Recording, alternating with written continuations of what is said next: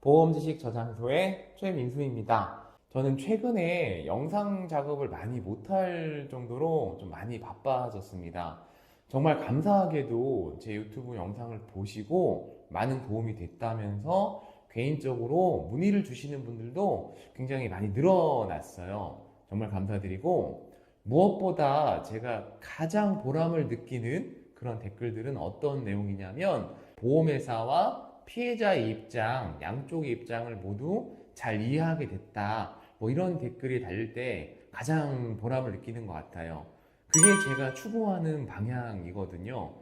저는 손해사정사로서의 입장이 아니라 제가 대인 담당자로서 일했던 시절에 그런 경험칙을 토대로 여러분들에게 좀 도움이 될 만한 이야기를 말씀드리고 있는데요. 오늘 영상의 주제는요, 교통사고 상담 중에 절대로 빠지지 않는 질문입니다. 물론 이런 내용의 영상들이 많죠. 저도 몇 번의 영상을 올렸지만 그래도 끊임없이 새롭게 사고가 나신 분들이 계속 질문을 주고 계시기 때문에 저 역시 끊임없이 영상을 제작해야 될 것 같다는 생각이 듭니다. 그럼 오늘 영상의 주제는요, 바로 교통사고 합의금 얼마가 적정한가요? 이 주제인데요. 내용 자체는 식상할지 모르겠지만 하지만 계속 물어보시기 때문에 계속 영상을 만들어야 된다는 점, 이 점 안내드리면서 영상을 시작하도록 하겠습니다. 자, 일단은요, 이 질문에 대해서 답을 드리기 전에 앞서서 조금 근본적인 설명을 드려야 될 것 같아요. 보험의 종류는 보험금 지급의 형태로 나눴을 때 크게 두 가지 방식으로 나눌 수가 있어요.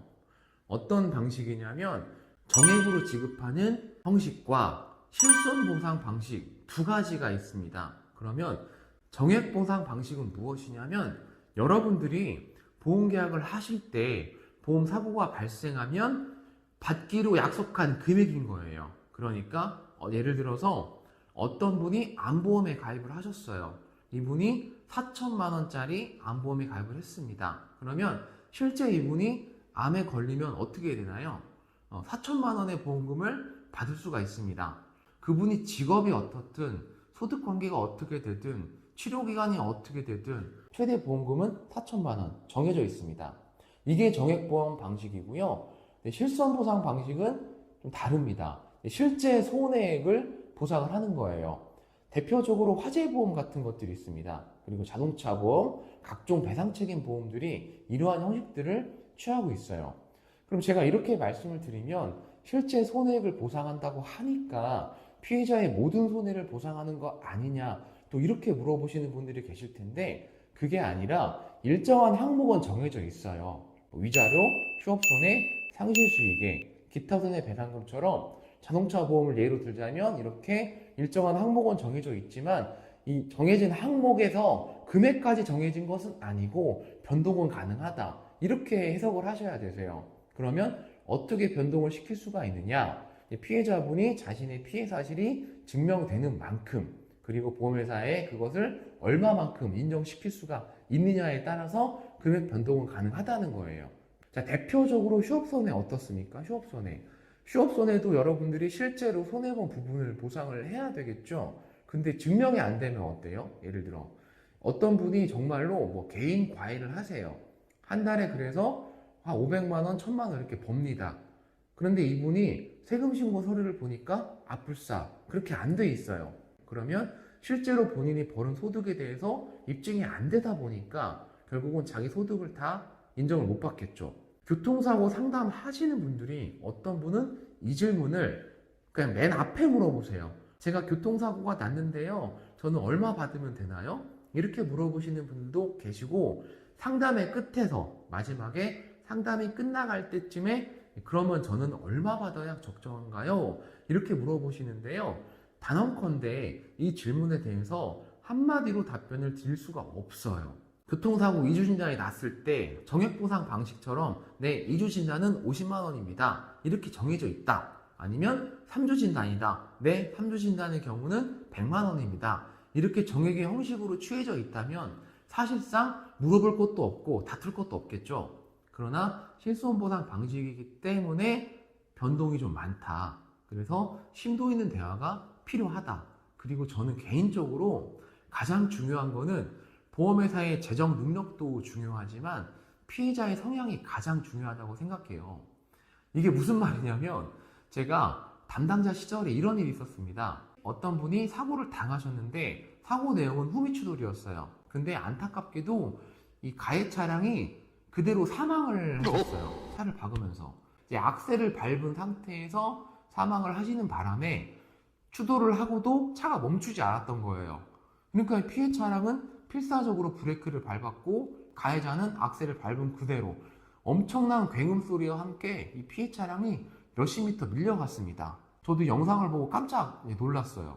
이 피해 차주분이 나중에 간신히 차를 멈추고 나서 정말 혼비백산해서 차에서 내리셨거든요.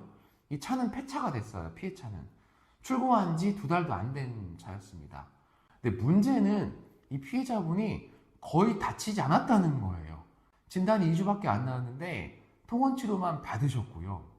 한 40회 정도 통원치료를 받고 나서 저에게 연락이 왔습니다. 몸이 많이 좋아진 것 같다. 이제 합의를 해야 되겠다. 제가 이분을 만나러 가면서 정말 5만 가지 생각을 다 했습니다. 도대체 무슨 말을 들어야 되나? 어떤 말씀을 드려야 되냐?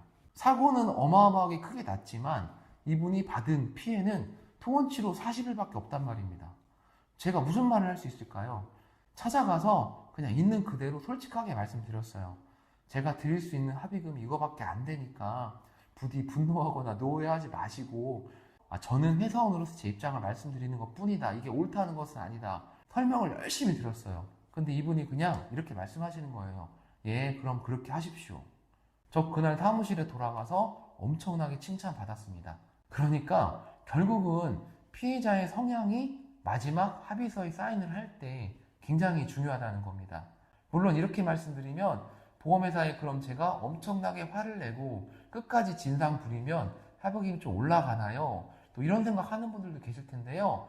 저는 피해자의 성향이 결국 합의를 좌우한다고 말씀드렸을 뿐이지 진상을 부리려고 말씀드린 적은 없습니다, 여러분.